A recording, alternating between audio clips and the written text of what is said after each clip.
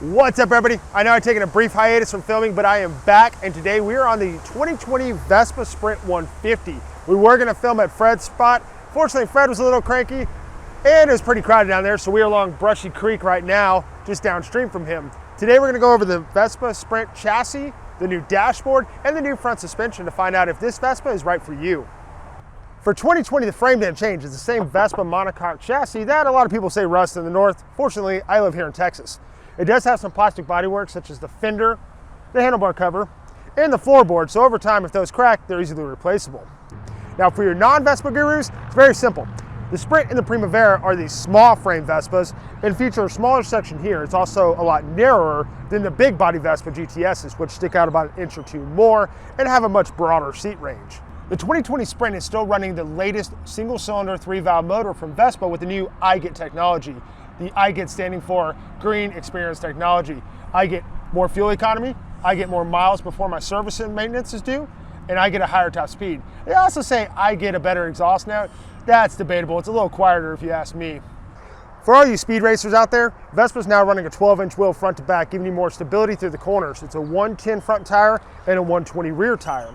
The suspension keeping you planet as well is a new hinge design fork, which is a new one for Vespa. They haven't had a change in forks in 30 years now.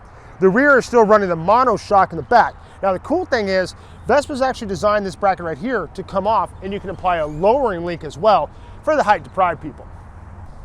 The Vespa is catching up with its Italian siblings now with the new key fob. It has unlock, lock, horn, and the find feature right there. Starting it up, you'll notice a 4.3-inch TFT dash will illuminate and give you all kinds of information, including my top speed run of 69 miles an hour, fully tucked in, and some other stuff as well as you click through the mode button. If you decide to purchase the additional VMP Vespa multimedia platform, all this information and more will be relayed to your phone.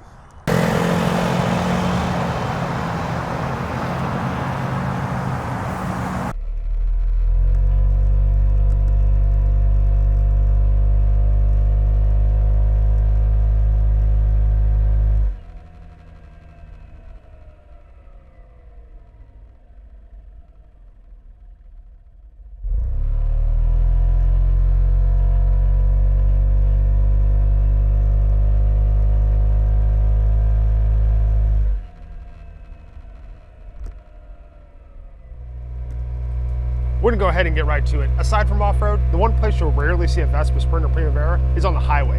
I managed to squeak out a 69-mile-an-hour top speed run. It required me not only to be tucked in with the tailwind, but also going down a huge hill.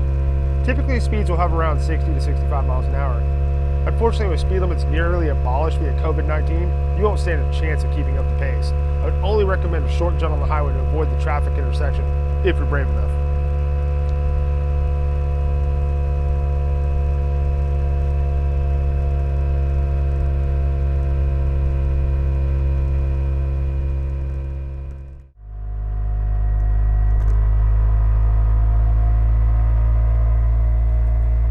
Around town is exactly what the Vespa Sprint was built for. Sprint to the grocery store, sprint to the post office, sprint to the next corner. The Vespa and yourself will love it. Turn a mundane errand into something of an entire love story as you briskly twist the throttle.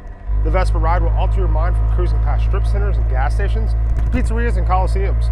Just remember, you do still have to pay attention to the cars in front of you.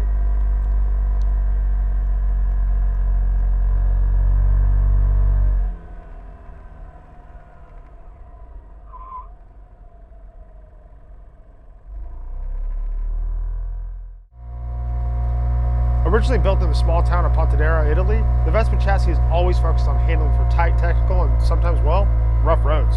Modern Vespas have continually improved this, and with the new hinge mount front fork, you'll see less binding mid-corner, less lateral flexing, and all this contributes to a smooth and stable ride.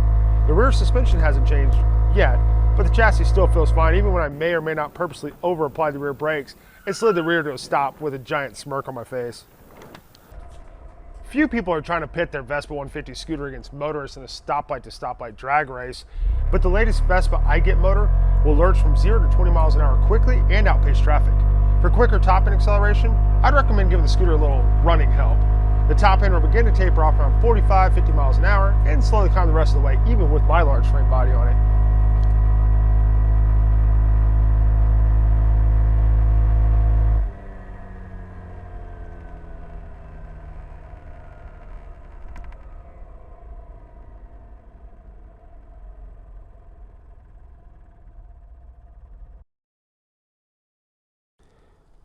As always, the perk of having a Vespa is storage space. While my full face helmet won't fit in there for whatever reason, I can promise these few items will fit. A large box.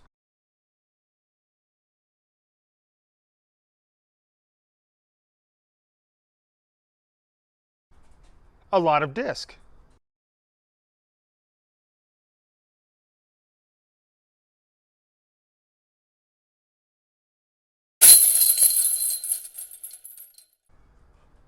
As always, please refrain from putting pets or animals in general into the bucket. You've been warned.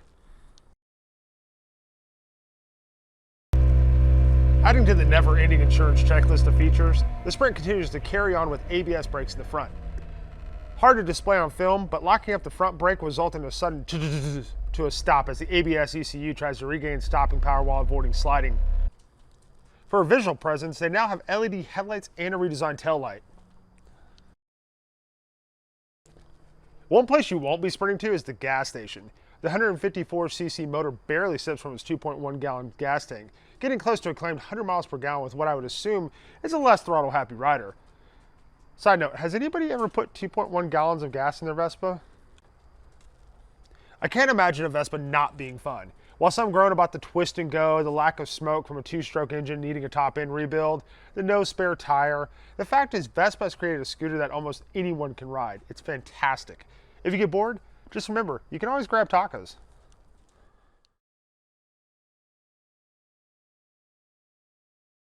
I'm not sure if Vespa listens to my videos or not, but I think they're trolling us at this point to see how long we can hold out before requesting a fuel filter neck that doesn't create a refreshing mist of fragrant fossil fuel when getting filled. Here are a few helpful ways to avoid contaminating your storage compartment. While not as bad compared to the large frame, the small frame Vespa seat height is still fairly tall compared to its competition, as most 150cc scooters are in the 29-inch range. The Vespa stayed at 30.7. Thankfully, the aftermarket community has produced a 1-inch rear shock lowering bracket for the Sprints and Primas. The saddle, while comfortable, is still wide at the base, pushing your legs further apart, decreasing your leg reach. While Vespas are in high regards as being the cream of the crop for scootering, the fact that you have to buy an additional $230 item to have all the informative Vespa multimedia platform added to a scooter that actually debuts as Vespa's technology package kind of puts a sour taste in my mouth. Overall, the Vespa Sprint 150 is the perfect Vespa for those looking to ride without hopping on the highway. If you can plan your route and use only city streets with the exception of quick exploits of the scooter's limited top-end power, the Sprint 150 will do the trick. It has storage in the glove box with USB charger, storage underneath the seat, and you can even tack on a top box for an extra 36 liters of storage. The 260-pound chassis is agile, flickable, and most of all, easy to hold up from a stop. Putting the scooter on the center stand requires less muscle strength and more finesse as the stand easily rolls into position. At nearly 100 miles per gallon, the latest Euro 4 compliant iGet Vespa motor leads its class in lack of fuel consumption. So if you're looking to turn your commute to class, to work, or even errand running into a voyage of scootering, then the Vespa Sprint 150 might just be the ticket.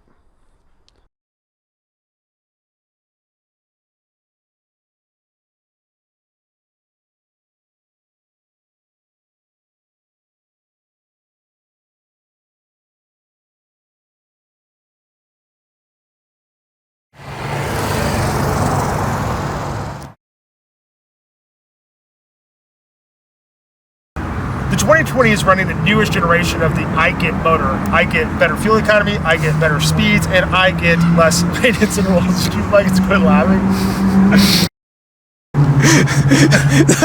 Like, you're just like, I'll get away. I'll get away.